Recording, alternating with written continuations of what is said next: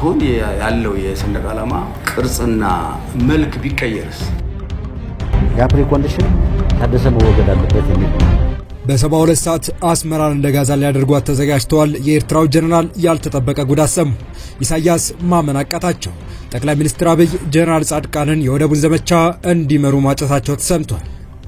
የሶማሊያ ፕሬዝዳንት ኢሳያስና አልሲሲን ያበሳጨ ንግግር አደረጉ። ህዳሴ ግድቡ ማንንም የማይጎዳ ፕሮጀክት ነው ያሉት ሐሰን ሼክ ኢትዮጵያ ቀይ ባህርን የመጠቀም መብት አላት ብለዋል። የሰንደቅ ዓላማ ለውጥ ሊደረግ መሆኑ ተሰማ። ከ23 ዓመት በኋላ ለውጥ የተደረገበትን የተሽከርካሪ መለያ ሰሌዳ ይፋ ሆኗል።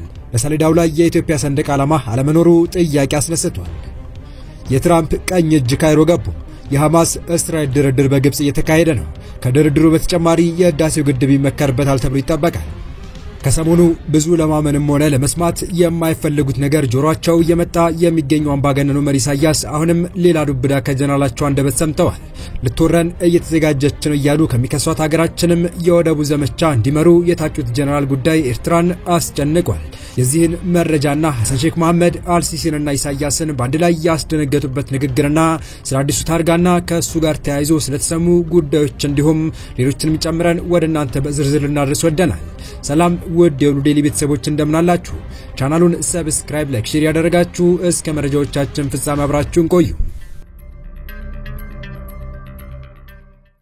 ከ23 ዓመት በኋላ ለውጥ የተደረገበት የተሽከርካሪ መለያ ሰሌዳ ይፋ ሆኗል። ይሁን እንጂ ከአዲስ የተሽከርካሪዎች መለያ ሰሌዳ ላይ የሀገሪቱ ሰንደቅ ዓላማ አልተካተተም።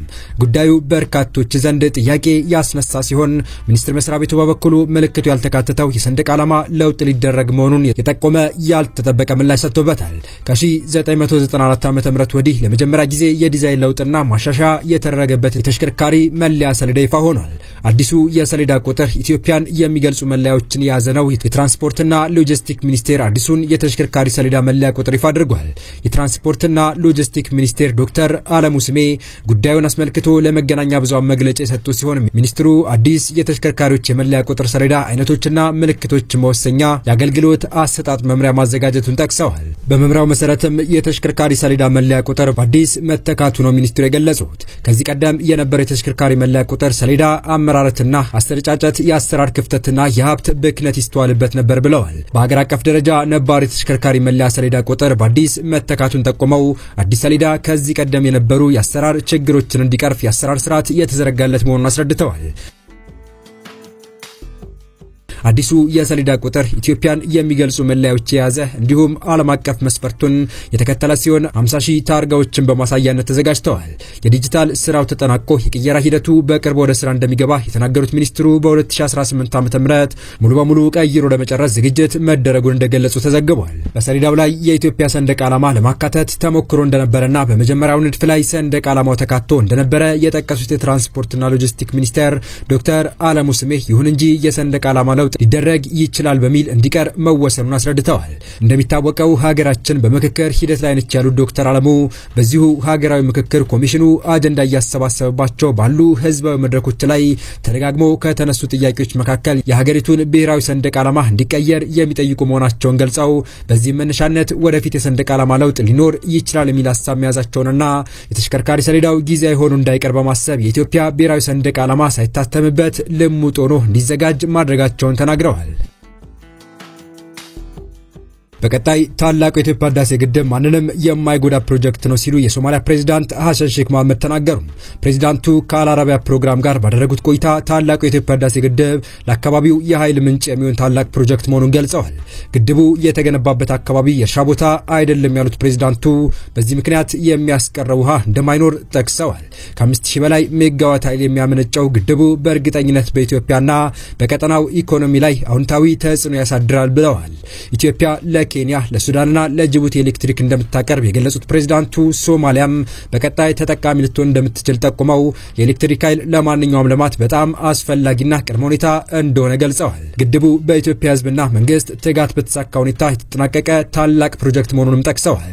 ግብጽ በታላቁ የኢትዮጵያ ህዳሴ ግድብ ላይ ስለያዘችው አቋም ላይ ሶማሊያ ስላላት አስተያየት የተጠየቁት ፕሬዝዳንቱ ሀገራቸው ከኢትዮጵያ ጋር ከ2000 በላይ ኪሎ ሜትር ድንበር የምትጋራ መሆኑን ጠቅሰው በዚህ ምክንያት የኢትዮጵያ ልማት እንደሚያስደስታቸው ተናግረዋል። የተናገሩት። ግድቡ ከግብጽም ሆነ ከሱዳን ጋር የሚያቃቅር ነገር እንደሌለው ጠቅሰው ሶስቱም ሀገራት በጉዳዩ ላይ የጋራ አቋም እንዲይዙ ለማገዝ በበኩላቸው ዝግጁ መሆናቸውን ጠቁመዋል። ኢትዮጵያ ከግብጽ ጋር በግድቡ ጉዳይ እንድትስማማ ሀገራቸው የበኩሏን ጥረት እንደምታደርግ ጠቅሰው በንግግር መግባባት እንደሚቻል ጠቅላይ ሚኒስትር አብይ አህመድ እንደነገሯቸው ጠቁመዋል።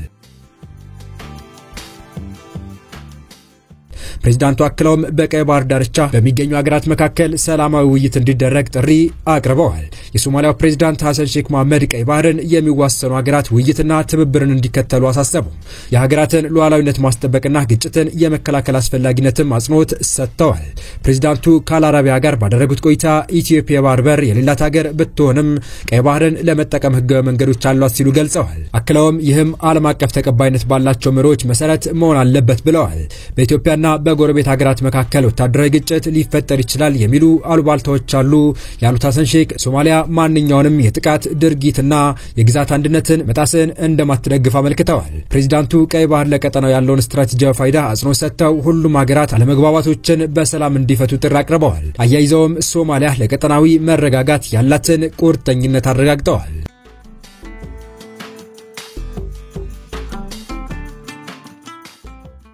በቀጣይ መረጃ የኢሳያስ አፈወርቂ ከፍተኛ ጀነራል የሻቢያን ደህንነት መስሪያ ቤት ያልደረሰበት ነው ያሉት እና ላለቃቸው ያቀረቡት ሪፖርት ያዳሉ ቤተመንግስትን በድንጋጤ ማመሱ ተሰምቷል። በሌላ በኩል ደግሞ ጀነራል ጻድቃን ወልደትንሳይ በተመለከተ ከቤተመንግስቱ የተሰማው የጠቅላይ ሚኒስትር አብይ ያልተጠበቀ ውሳኔ ለአስመራ ሰዎች የጉድ ቀን አይነጋም የሚያስብል ሆኗል እየተባለ ይገኛል። የኢትዮ ኤርትራ ጦርነት አይቀሬ መሆኑን እየገለጹ ያሉ ወታደራዊና ጂኦፖለቲካዊ ተንታኞች አሁን በሁለቱ ሀገራት መካከል ጦርነቱ እንዳይነሳ ያደረገው ብቸኛ ምክንያት ጦርነቱን ማን ጀመረው የሚለው ክስ ፍራቻ የመጀመሪያውን ጥይት ላለመተኮስ ያለች ጥንቃቄ ብቻ ነው እያሉ ይገኛሉ።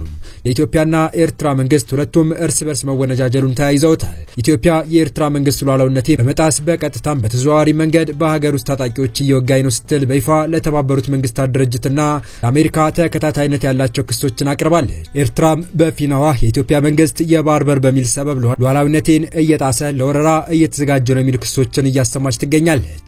ከድንበር አካባቢና ከተለያዩ ታማኝ የዜና ምንጮች እንደሚወጡ ዘገባዎች ከሆነ አሁን ሁለቱ ሀገራት ጦርነቱ የማይቀር መሆኑን አምነዋል። ነገር ግን ጦርነቱን ማን ጀመረው የምትለውን በተመድ የጸጥታው ምክር ቤት ሰይፍ ፊት የምታቀርበውን ጥያቄ እንዴት ማለፍ ይቻላል በሚለው ላይ እንደተጨነቁ ያመለክታል። በዚህ ማለት ታዲያ የኢሳያስ አፈወርቂ ከፍተኛ ጀነራል የሻቢያ ደህንነት መስሪያ ቤት ያልደረሰበት ነው ያሉትና ላለቆቻቸው ያቀረቡት ሪፖርት ያዳሉ ቤተመንግስትን በድንጋጤ ማመሱ ተሰምቷል።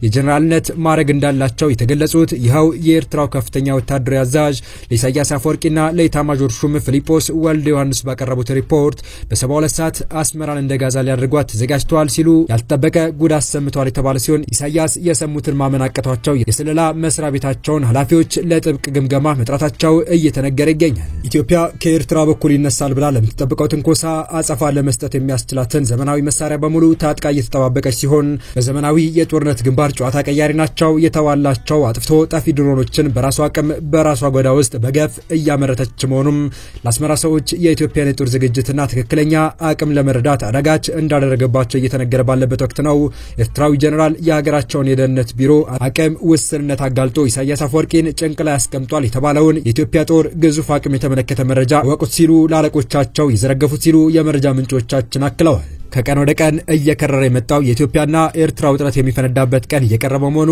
እየተነገረ ባለበት በዚህ ወቅት ከወደ አዲስ አበባ ሌላም ለአስመራ ሹማምንት የራስ ምታት ይሆናል የተባለ ወታደራዊ መረጃ ሾልኮ የወጣ ሲሆን እንደ ወታደራዊ ምንጮች መረጃ ከሆነ ታዲያ ጠቅላይ ሚኒስትር አብይ አህመድ በ1990 የኢትዮ ኤርትራ ጦርነት ወቅት የሻቢያን ወራሪ ኃይል ሰባብሮ እስከ አስመራ ጫፍ ድረስ በድል የተናመደውን የኢትዮጵያ ብሔራዊ ጦር በኢታማዦር ሹምነት የመሩትና የኤርትራን መልካም ምድር እንደ እጅ መዳፋቸው ያውቁታል የሚባል ላቸው ጀነራል ጻድቃንን የወደቡን ዘመቻ በበላይነት እንዲመሩ ማጨታቸው ተሰምቷል። የቤተ መንግስት ምንጮች እንደገለጹት ጠቅላይ ሚኒስትር አብይ አንተ ላይ እምነት አለኝ ከብርሃኑ ስር ሆነ ኦፕሬሽኑን ምራ ሲሉ ለጀነራል ጻድቃን ይሁንታቸውን የሰጡ ሲሆን ከሁለት ዓመት በፊት እርስ በርስ ሲፋለሙ የነበሩት ጀነራል ጻድቃንና ፊልድ ማርሻል ብርሃኑ በአሰብ ወደብ ጉዳይ በጋራ ሊዘምቱ መሆናቸው አስመራን አስደንግጧል ሲሉ ማክለዋል። ምንጮቹም ጠቅላይ ሚኒስትር አብይ አህመድ አረንጓዴ ያበሩላቸውና የብርሃኑ ጁላ ሁለተኛ ሰው ሆነው አሰብን የማስመለሱ ወታደራዊ ኦፕሬሽን በኃላፊነት እንዲመሩ የታጩት ጀነራል ጻድቃን ከዛላምበሳ እስከ ምጽዋ የኤርትራን መልካም ምድር እንደ እጅ መዳፋቸው ጠንቅቀው የሚያውቁትና በ1992 የኢትዮጵያና ኤርትራ ጦርነት አሰብ ላይ የኢትዮጵያ ሰንደቅ ዓላማ ከወለበለቡት ስመጥር የጦር ፊት አውራሪዎች መካከል አንድ ሲሆኑ ከ28 ዓመታት በኋላ አሰብ ወደብ ላይ የኢትዮጵያን ሰንደቅ ዓላማ በክብር እንዲተክሉ በድጋሚ አደራ እንደተጣለባቸው ምንጮች አረጋግጠዋል። በመጨረሻም የትራምፕ ቀኝ እጅ ካይሮ መግባታቸው ተሰማ። የሐማስ እስራኤል ድርድር በግብጽ እየተካሄደ ይገኛል። ከድርድሩ በተጨማሪ የህዳሴው ግድብ ይመከርበታል ተብሎ ተጠብቋል። የአሜሪካ አሸማጋዮች የጋዛ ጦርነት ለማስቆም በግብጽ የሚደረገው ውይይት ተቀላቀሉ። በእስራኤልና በሐማስ መካከል ያለውን ጦርነት ለማስቆም ዓላማውን አድርጎ በግብጽ እየተካሄደ በሚገኘውና ሶስተኛ ቀኑን ባስቆጠረው ቀጥተኛ ያልሆነ ውይይት ላይ የአሜሪካ ከፍተኛ ልኡካንና ባለስልጣናት መቀላቀላቸው ተገልጿል። ስቲቭ ዊትኮፍና የትራምፕ አማች ያሬድ ኩሽነር ከኳታር ጠቅላይ ሚኒስትርና የቱርክ የስለላ ኃላፊ ጋር በመሆን ሻርም ኤል ሼክ ይገኛሉ። ይህም ውይይቱ ለውጥ ማምጣት ይችል እንደሆነ የሚያመለክት ቁልፍ ቀን ይሆናል ተብሎ ይጠበቃል። አንድ የሐማስ ከፍተኛ ባለስልጣን ለቢቢሲ በውይይቱ አስፈላጊው አዎንታዊነት መታየቱን ተናግረው እስራኤል በጋዛ ለተያዙ ታጋጆች ምትክ መፍታት የምትፈልገው የፍልስጤም እስረኛ ዝርዝር ቀርቧል ብለዋል። የእስራኤል መገናኛ ብዙሃን ባለስልጣኖቹ ጠቅሰው ጥንቃቄ የተሞላበት ብሩህ ተስፋ አለ ሲሉ ዘግበዋል።